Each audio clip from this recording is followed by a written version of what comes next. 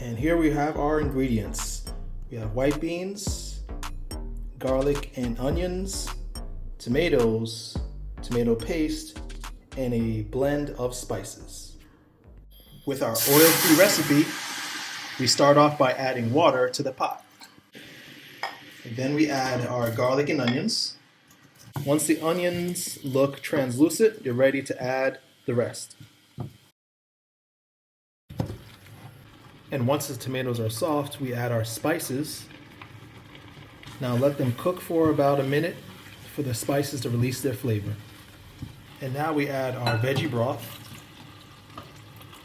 tomato paste, and the white beans. Finally, you'll let it simmer for about 5 to 10 minutes until the stew starts to thicken.